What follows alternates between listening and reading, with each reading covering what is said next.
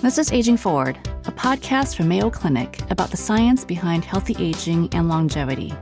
Each episode, we explore new ways to take care of our long-term health, the health of our loved ones, and our community, so we can all live longer and better.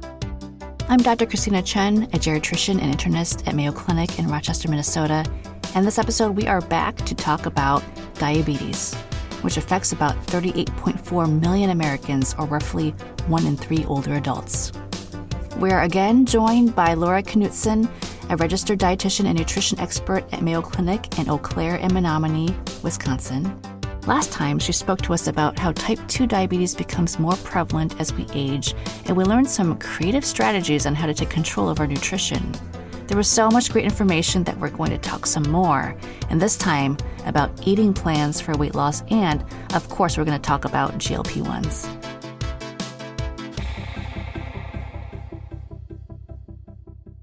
So Laura, in the last episode, we talked about that plate method in terms of nutrition portion recommendations. Does it also help with a successful weight loss plan? I do think that plate method concept can work well for managing weight. We always think of reduced portion sizes as one of our keys. If this amount of food is maintaining my weight, how can I reduce it from my baseline? As we're talking about weight management and lifestyle for someone with diabetes and the portion management, it sounds like a lot of calorie restriction. How do you deal with the fact that your clients may be hungry all the time? One of the things I like with the plate method, if we emphasize those non-starchy vegetables, that group is very high in water content and very high in fiber.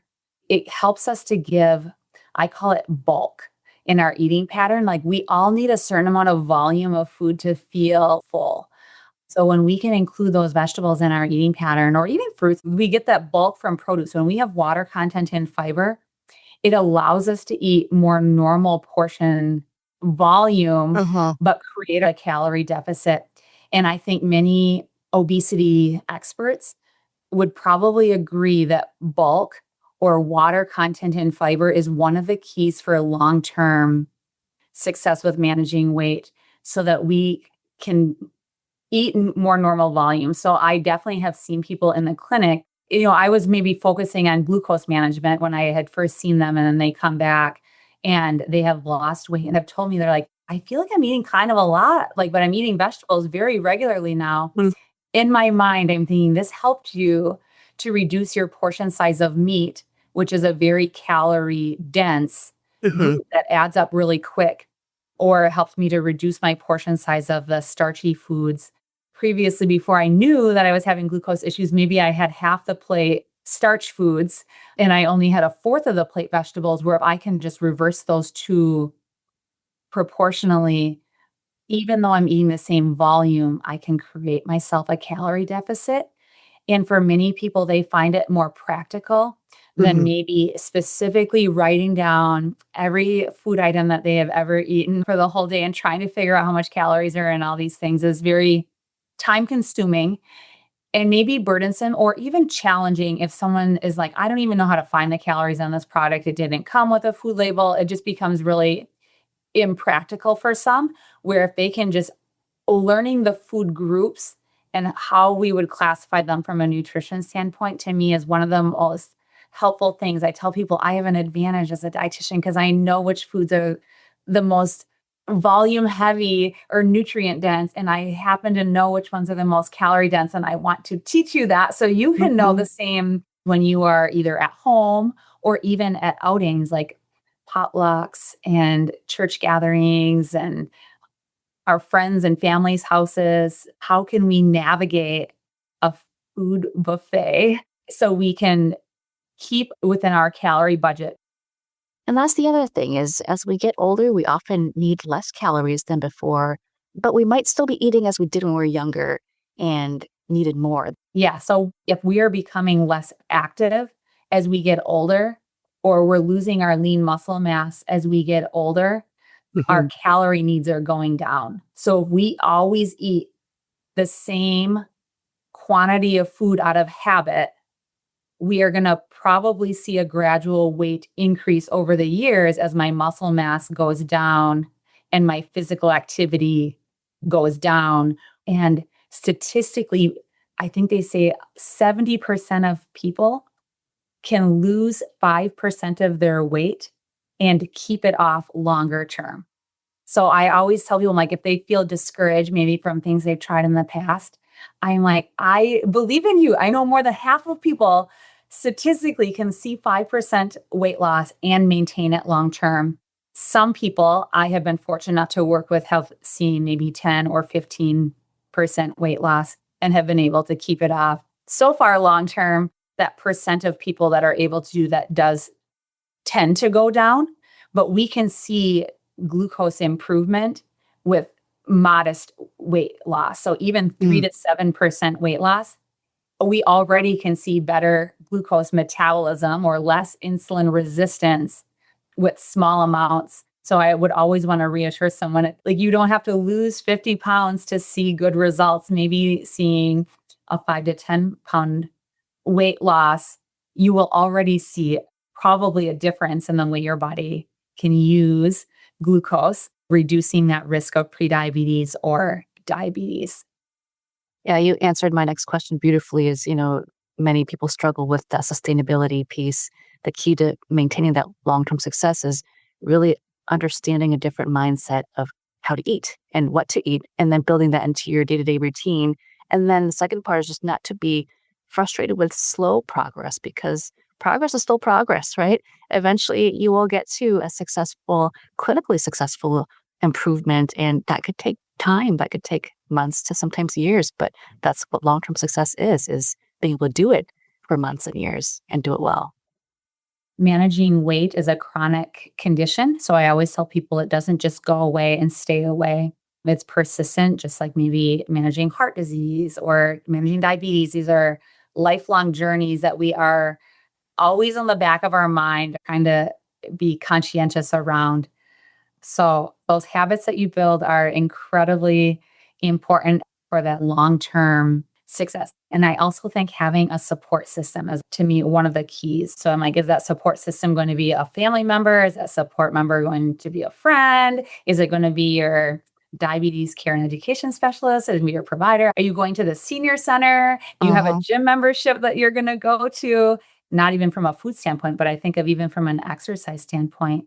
Statistically, people do better when there's a social aspect to it. So if somebody is at an assisted living facility or a nursing home and they offer an exercise class, I'm always like, please take advantage. Even if you can't do all of the exercises, do what you can, show up and socialize. You would just start where you're at and you just build from there so that you can keep those habits that help you to be successful. Yeah. And that's a big theme of our podcast too, as movement, exercise, staying active, reducing our stress experience, good sleep, because all of that has impact on cortisol levels and blood sugar control. So it really is looking at things holistically and making sure that all of it has impact on each other.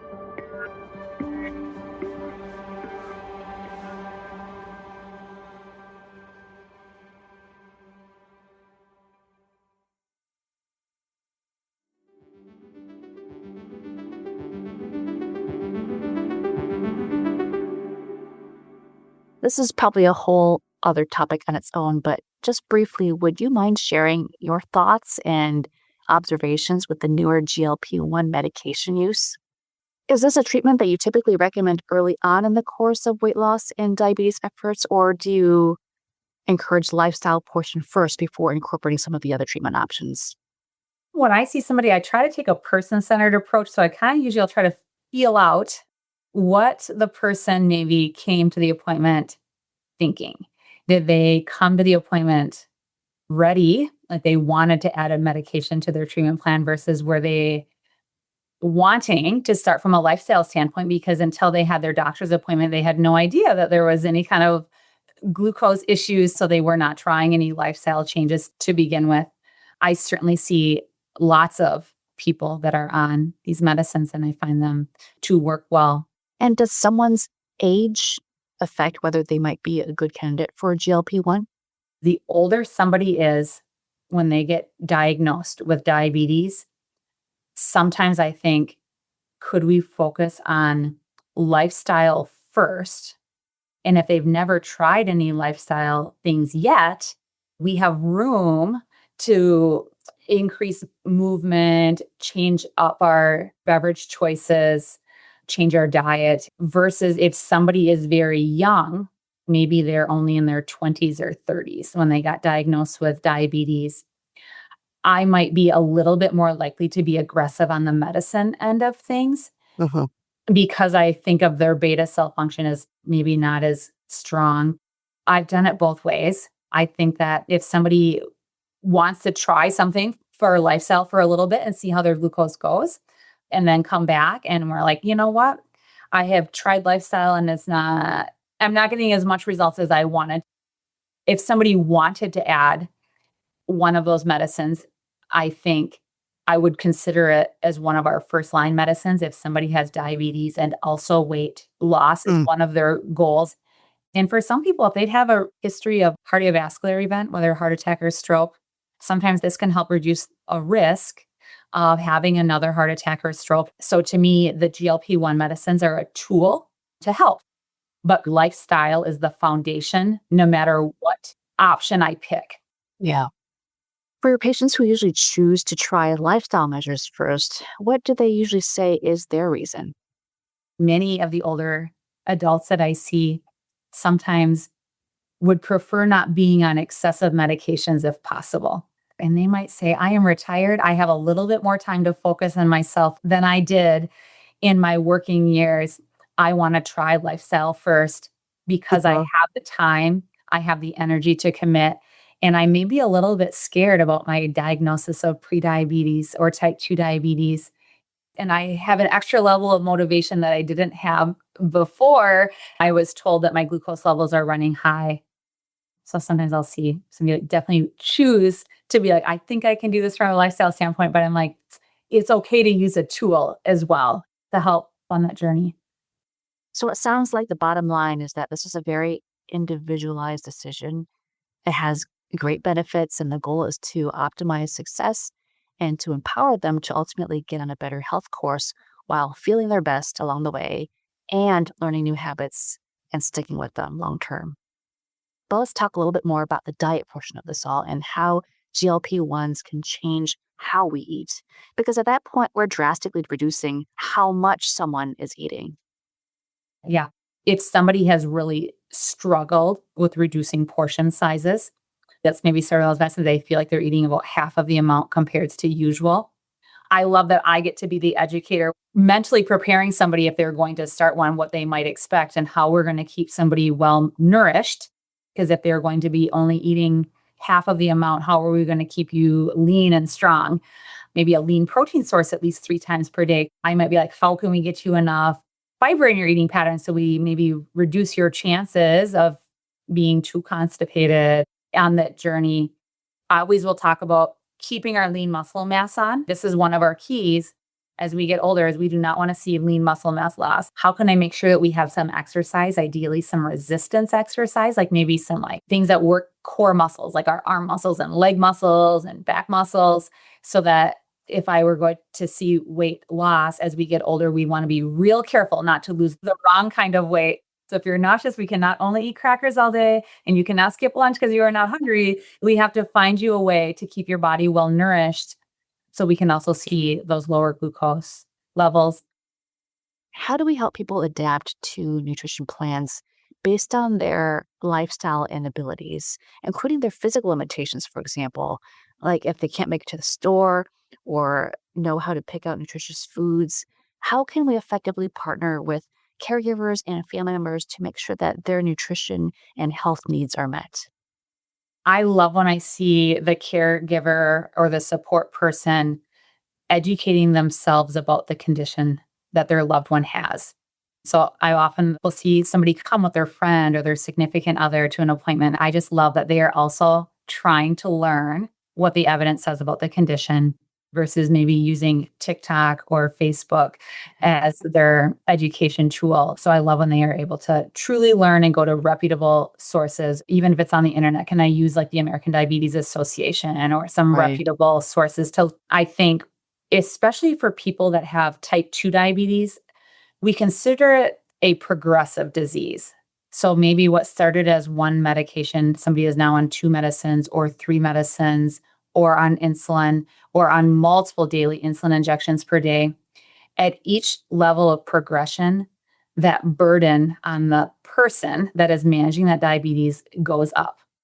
So as a support person, I think if you can help with any of the daily tasks or the Mm. daily management to reduce the burden on the person managing that condition, and especially if that person managing that condition now has neuropathy or has things that make managing those daily tasks even more challenging, as if it wouldn't be challenging enough if I was perfectly healthy to have to check my glucose levels multiple times per day, have to think through how much insulin do I need to give. And they also wanted me to dose this off of the amount of carbohydrates I ate. So Mm. every level of that adds complexity. So if I will count your carbohydrates, I'll help with that, or I'll kind of make sure we have food so we can follow the split method so it's a balanced meal. But helping with daily tasks and I think would show a lot of support. I think of emotional support Mm. we are managing a chronic condition. I think of the increased rate of depression when we're managing something that is chronic. When we're told what I have is not going away and it's just a matter of managing it, Yeah. I'm like, I don't even need you to help with managing the condition, but can you just understand and have empathy for me from an emotional Yeah. standpoint?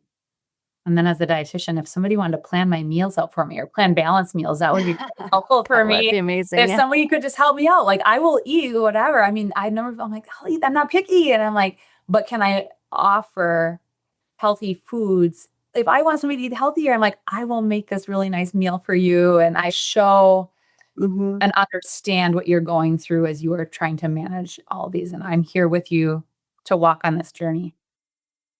Oh, this is great. Because caregivers, I mean, they want to be helpful.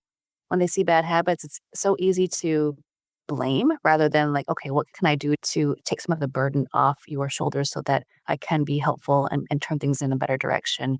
And sometimes it's just partnering to say, all right, let's try a meal plan and getting creative too. Like this week, let's try a meal plan. Next week, I'll do the groceries for you. Let's just see what works for you and me. And then we can integrate this into our lives somehow to do something different because something has to change. We can't keep doing the same thing every day.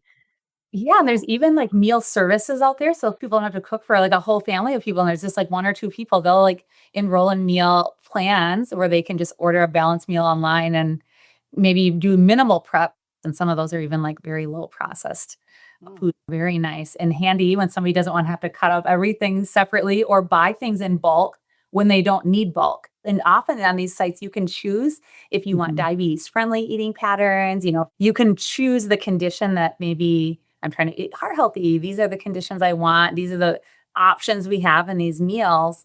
So Mhm. even if nobody wants to plan this meal, there's convenient ways to still eat well without the burden. I should totally take advantage of that as well on the days that I don't feel like cooking.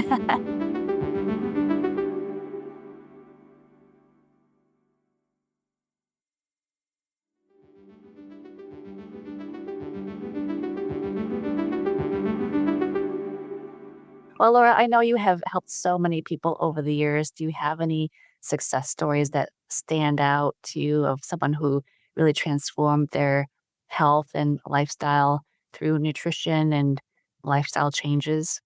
Yeah. So this is one of my standout ones. So Okay. it was a gentleman, he had recently retired. He came to his appointment. He was just recently had his lab worked out. So this was within 2 weeks probably of his diagnosis. His doctor prescribed him metformin.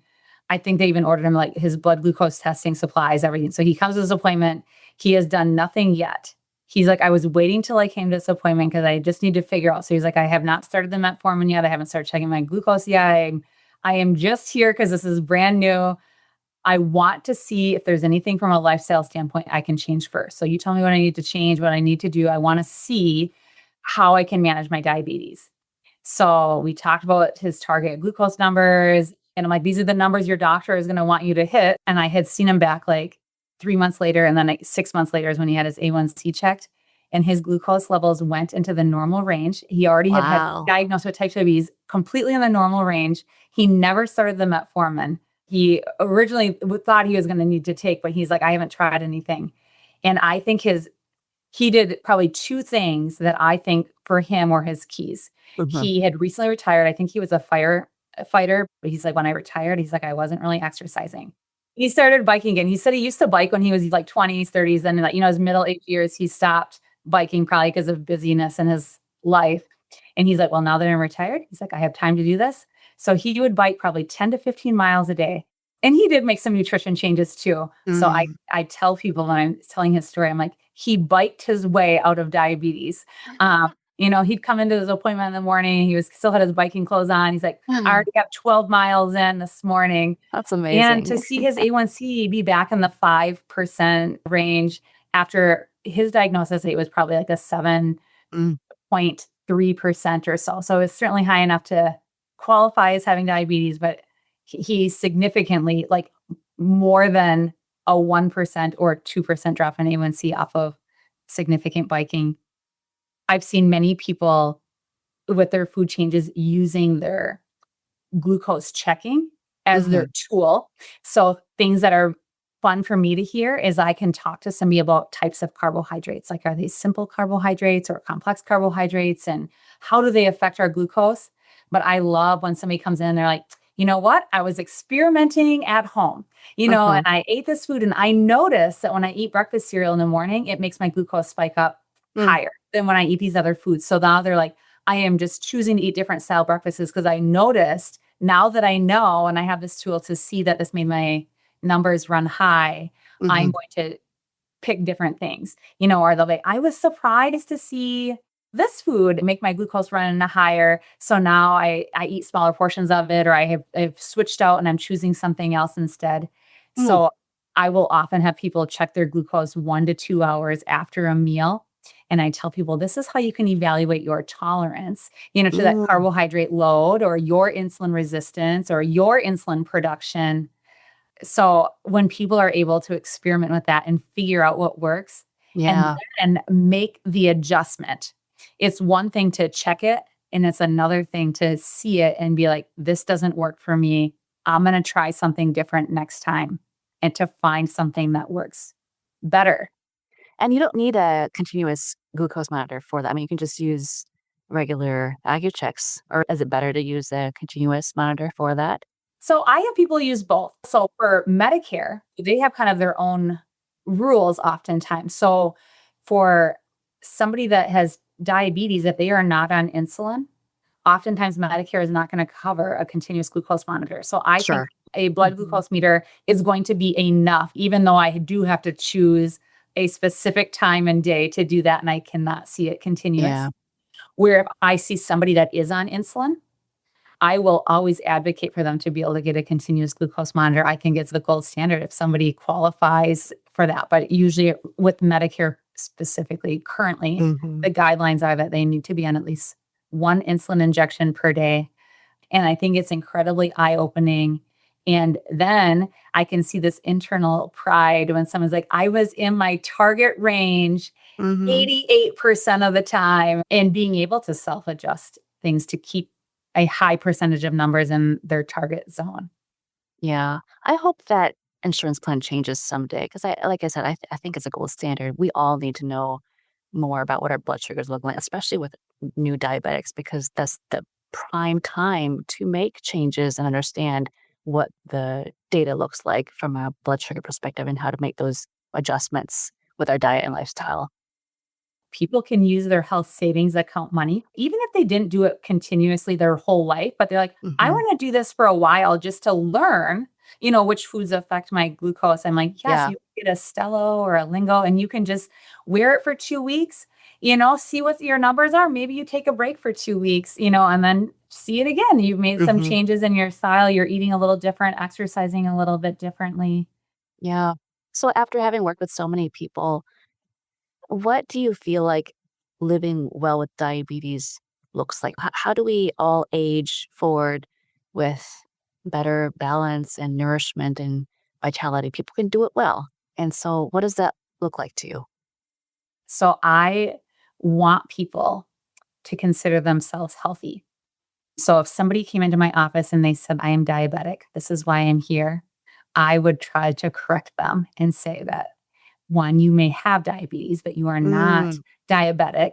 And I would be trying to convince them that we are going to help you to be the healthiest version of you possible. Because if we can change our mindset to associate with being healthy, Yeah. to me, it helps us to make healthier choices. So I am somebody that values health. So I'm sometimes a little biased, but I'm like, if I can associate with being healthy when I am given a choice each day to decide, am I going to plan to exercise today or not? I think I'm going to be more likely to do that because I told myself I'm healthy. And I told myself my plan is going to be to do resistance exercise twice a week. And I told myself I'm going to get 150 minutes of moderate intense activity a week or whatever my goal is. And I can adjust it down if I need to, because maybe I'm not fit enough to get that level in. But I'm like, start where we're at. If we start saying we're healthy, we're going to do that. Even when I think of when I'm in the grocery store and I'm ordering my groceries online, I am going to focus on the nutrient dense foods. So I think of, if I consider myself healthy, maybe I value the quality that I buy more than the cost. Like, man, it might cost just a little bit more to get this more nutrient dense food, but we can just eat a little bit less of it. So hopefully your overall grocery bill does not cost more, because I don't want somebody to pick more processed foods and poor quality foods if that's going to increase my risk, not just of prediabetes or diabetes, but other chronic health conditions. So I think it's a good investment in myself if I can consider myself healthy in that respect. Right. Now that really resonates with me, because if you say I am a diabetic, it's like that's your permanent identity. Like it's who you are now, which is not necessarily true. You are a healthy person. You just have this condition that can be managed. And I just love that perspective where it shifts the focus of like there's no hope to there is plenty of hope. We have one closing question that we like to ask all of our guests. How do you personally age well? Well, I am somebody that's bound and determined to make it to 100 years young and still be Awesome. thriving. I'm in my 40s, but I run 15 miles a week. To me, it has been my tool. I know I can get at least 150 minutes of moderate intense exercise if I run my 15 miles. For me, I started this goal a long time ago, and I actually started with 10 miles a week. And I had that goal for a couple of years, and I've maybe in the last 5 years have increased it to 15 miles. One of my favorite work challenges was our employee wellness challenge. We got prizes if we met. They had us walk or run 100 miles in 100 days over the summer months. And that's maybe what started this whole journey to begin with. I'm like, oh, I just have to average 1 mile a day for 100 days. So if I skip a day, I just have to do 2 miles, the next day to make up for it. And then I just have built it over time. So movement is definitely one piece. And then nutrition, I certainly value quality food. And I think of food as medicine. So even when given the choice, like, man, would this taste like really good? I'm like, is this going to nourish my body? And I still eat anything. I'm not very picky as far as eating goes, but I definitely can tell I value quality, like go for fiber and produce and plant proteins when possible. And I like those foods to taste good. So I won't just eat them plain. I go out of my way to season them up and flavor them well.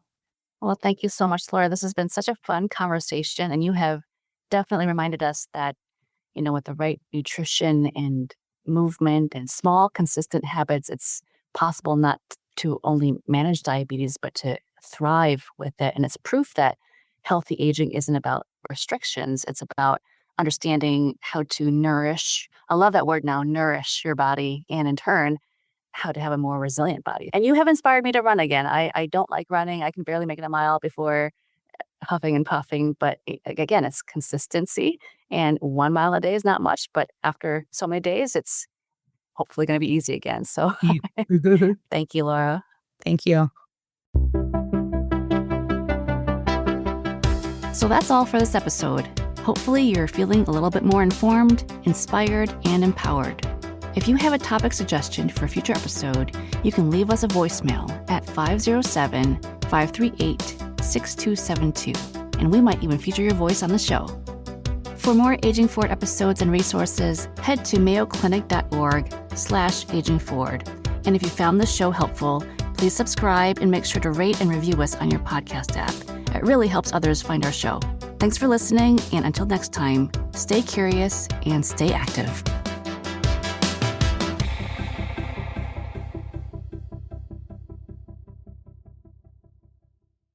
If you're a podcast host, listen up, this one's for you. My name is Allie Jackson. I'm the host of Finding Mr. Height, a dating and relationship podcast that I've been doing for 4 years now, sharing my positive and practical approach to dating that's built on my own life experience. And I wanted to share another experience that I've had, my secret behind monetizing my show. It's called Red Circle, and I was just telling my colleague about how much I love their platform. With Red Circle, not only am I getting a seamless hosting experience, but I also love the support I receive in ad sales. It's not just typical ad sales either. It's targeted opportunities based on my show and my life. And the platform is super simple. You just set your preferences and Red Circle matches you with sponsors that align with your show. You can vet every opportunity and their platform gives you great analytics. More recently too, my Red Circle team has brought me opportunities outside of my podcast on social media to really augment the podcast partnerships, bring them full circle. I just can't recommend them enough. If you want to give it a try, go to redcircle.com to get your free trial. That's redcircle.com for a free trial.